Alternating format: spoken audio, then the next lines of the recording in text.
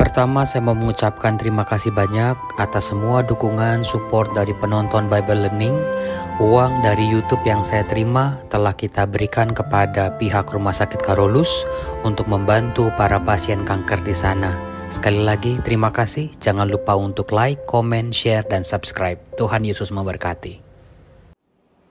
Salam damai sejahtera saudara-saudaraku yang terkasih, pencinta firman Tuhan. Berjumpa kembali dengan Bible Learning with Father Joseph. Bagaimana kabar Anda hari ini? Eits, nanti dulu, jangan buru-buru dijawab. Karena sebelum Anda menjawab pertanyaan saya tadi, apa kabar Anda? Saya mengharapkan Anda semua silakan cari cermin yang cukup besar.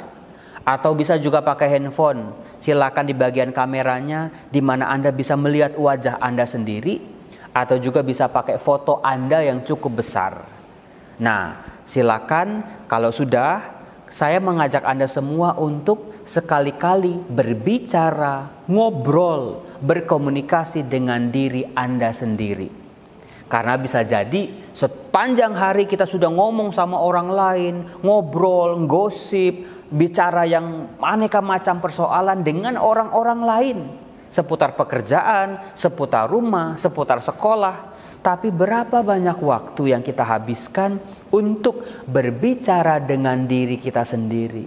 Mendengarkan suara hati kita. Menyimak apa yang diinginkan oleh hati kita yang paling dalam. Nah, kalau sudah saudara-saudara, silakan Anda pandangi wajah Anda. Bisa Anda kagumi, bisa Anda cermati. Oh, ternyata mata saya itu kalau dilihat-lihat bagus juga ya. Oh, ternyata alis saya kok miring sebelah.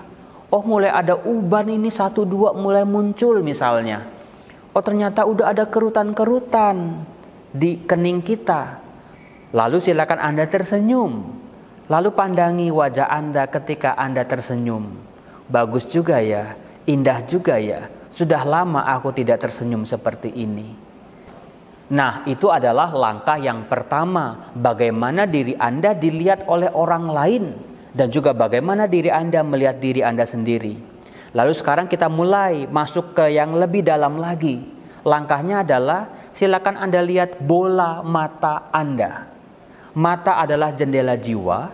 Karena dari mata seseorang kita bisa melihat kedalaman hatinya. Silakan dilihat.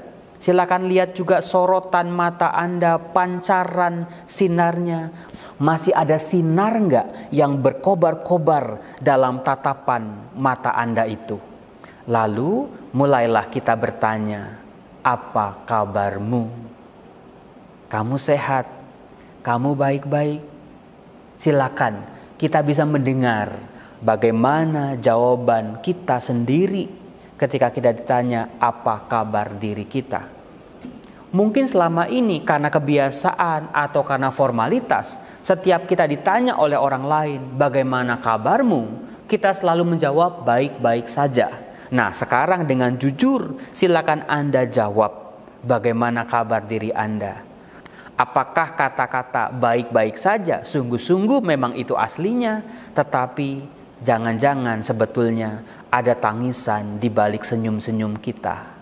Ada kesedihan, ada ratapan di balik apa yang kita tampilkan kepada dunia. Bisa jadi juga diri kita akan menjawab, oh aku lagi bahagia, aku lagi senang, aku lagi luar biasa dalam hidupku. Atau bisa jadi juga dia menjawab, aku sedang dalam proses mencari dalam jatuh bangunku. Atau bisa jadi juga saudara-saudara, dia akan menjawab, sebetulnya aku sudah lelah. Sebetulnya aku sudah hampir menyerah dalam perjuanganku. Coba dengarkan apa kata diri Anda sendiri. Lalu pertanyaan yang kedua yang bisa kita tanyakan juga adalah saudara-saudara, silakan tanya, apakah kamu bahagia dengan diriku ini? Silakan dijawab dengan jujur. Mungkin dia bisa bahagia, mungkin sebetulnya dia sedang tidak bahagia. Lalu pertanyaan yang ketiga, yaitu pertanyaan yang terakhir adalah silakan tanya, apa yang kamu inginkan? Apa yang kamu harapkan? Apa yang kamu doakan tentang diri kita? Saudara-saudaraku yang terkasih, dari pertanyaan yang terakhir ini sebetulnya kita bisa mendengar versi diri kita yang paling baik, versi kebahagiaan diri kita. Bisa jadi juga itulah masa depan kita yang akan kita capai bersama Tuhan. Percayalah saudaraku, semua dari kita pasti mengharapkan yang paling baik, yang terbaik untuk diri kita, untuk keluarga kita, untuk orang-orang di sekitar kita. Nah, saudara-saudaraku, setelah kita mengajukan 3 pertanyaan itu dan juga jawaban-jawaban yang jujur dari dalam hati kita, mari kita mengolahnya bersama firman Tuhan. Firman Tuhan yang mau saya angkat hari ini adalah diambil dari Injil Yohanes bab 8 ayat 30 sampai 36. Karena singkat saya bacakan. Setelah Yesus mengatakan semuanya itu, banyak orang percaya kepadanya. Maka katanya kepada orang-orang Yahudi yang percaya kepadanya, "Jikalau kamu tetap dalam firman-Ku, kamu benar-benar adalah murid-Ku, dan kamu akan mengetahui kebenaran, dan kebenaran itu akan memerdekakan kamu." Jawab mereka, "Kami adalah keturunan Abraham dan tidak pernah menjadi hamba siapapun. Bagaimana engkau dapat berkata, kamu akan merdeka?" Kata Yesus kepada mereka, "Aku berkata kepadamu, sesungguhnya setiap orang yang berbuat dosa adalah hamba dosa. Dan hamba tidak tetap tinggal dalam rumah, tetapi anak tetap tinggal dalam rumah. Jadi apabila anak itu memerdekakan kamu, kamu pun benar-benar merdeka." Saudara-saudaraku yang terkasih, ada begitu banyak inspirasi yang bisa kita gali dari bacaan yang baru saja kita dengar ini.